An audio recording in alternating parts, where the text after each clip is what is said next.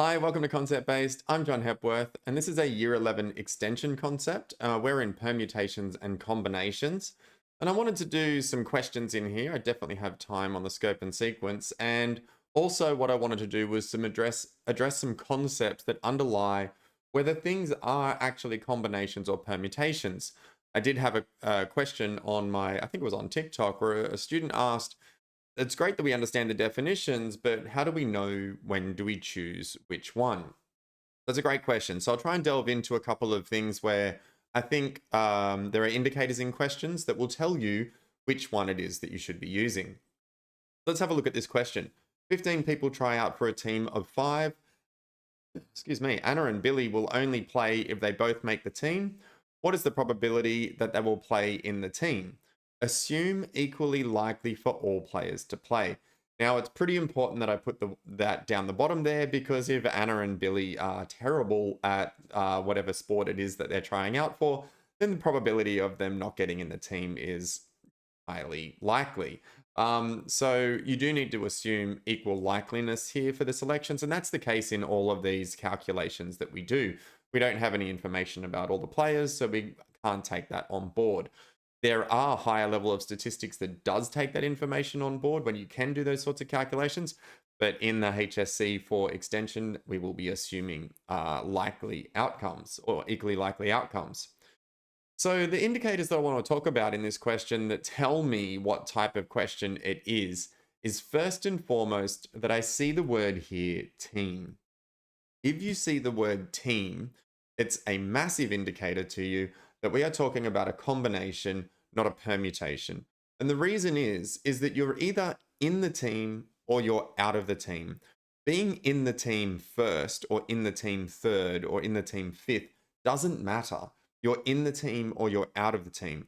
And that's what combinations are talking about. It's just saying how many ways can we form a group. Whereas permutations, it would be a little bit more different because maybe parts of the team matter. Maybe we're talking about picking captain, vice captain, reserve, positions become important. In that case, it might be leaning towards a permutation. But if we're talking strictly about just creating a group or a team, then that's a big indicator that what we're talking about here is a combination. Another part of this question that I think is very important to highlight initially is the question is not actually about total combinations. The question is about probability. So if you do see probability as the word in the question, circle it or write your first line of working in relation to the probability part, because otherwise you'll just go off and find combinations and you'll think you've found the answer and you'll move on to the next question and you won't realize that you haven't actually answered the question. So definitely circle it or highlight it or whatever it is that you do to if the word probability appears, because it sort of changes the question significantly. So let's start trying to work away on this one. If we're talking about the probability of making the team, well, the probability, let's say, of success is going to be the number of ways that we could be in the team over the number of total ways. Now, this number of ways that we're in the team is a little bit different in this situation because they'll only play if both of them make the team. So it does actually simplify the question a little bit because we don't have to work out, well, what if they both made it? What if just Anna made it? What if just Billy made it? Which can be a question. The question could be, what's the likelihood that at least one of them will make the team? But in this case, we're looking at both of them making the team. So we'll have a look at that. All right, so the thing that we'll probably work with, what I would work out first here is the total, because the total is going to have no restrictions. We just have to know what are the total possible combinations of being able to create this team. And so because it is a team, the total combinations that we're looking for is going to be 15 choose, people use the word choose for the combination, 5. Now in this video, I'm going to take a little side road. I'm actually going to do this calculation manually. And I think there is some value in doing some of these calculations manually before you get to the exam. Because if you do them manually, you just have a bit more understanding of the numbers you're expecting. Whereas if you're just pumping 15C5 into the calculator and you accidentally press 15P5, the number would be significantly more massive, but it just wouldn't register to you that it doesn't make sense. So I think while you're doing homework or classwork, it's worthwhile when the numbers are accessible. Obviously, if this was 286 people trying out, we're not doing any of those factorials. In fact, your calculator is going to struggle to do those factorials. But if we've got 15 people trying out, it might be worthwhile to have a look at. If you don't want to see how to do this manually, then skip forward a little on the video and you'll see we'll get there on the total. But I do want to show it. So now remember, we do have this formula on our formula sheet. So we should always be willing to revert back to that. Our formula sheet is sitting in my window pane somewhere. No, it isn't. Okay, so I'll write the formula down. So the formula that we are given is NCR equals n factorial over r factorial outside of n minus r factorial. Now, the big difference between this NCR formula and the NPR formula is this. It's divided by r factorial. Now, hopefully in your studies, you understand why that is the case, right? Where we're saying, well, if order mattered, we could get all of these options, but we divide it by the number of people in the group factorial because we remove all the combinations of the orders that they could be in. So now 1, 2, 3, 4, 5, and 5, 4, 3, 2, 1, and 4, 3, 2, 1, 5, they all get divided out and it just becomes this group. So that r factorial is always in there for that combination. Let's go ahead and substitute some numbers in. So 15 factorial, scary number, over 5 factorial outside of 15 factorial minus 5 factorial, minus 5 factorial. So let's now go and break this down. We get 15 factorial over 5 factorial times 10 factorial.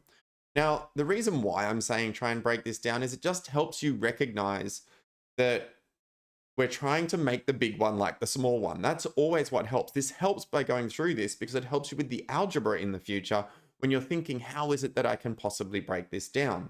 So let's look at this top one. This top one is a big one. It's 15 times 14 times 13 times all the way down times 2 times 1. Down the bottom here, we've got 5 factorial and 10 factorial. So what I'm going to do is I'm going to cancel out as much as I possibly can. Now, if we look up in the top here, somewhere a 10 appears in this row, and we get 10 times 9 times 8 times 7 times 6, all the way down to 1. And that's what 10 factorial is. So let's just cancel all of those out and rewrite what we've got. So we've now got 15 times 14 times 13 times 12 times 11, the 10 got divided away, over 5 times 4 times 3 times 2. Now, times 1 doesn't matter because it doesn't change anything, so I'm not going to write it, but there is a times 1 there.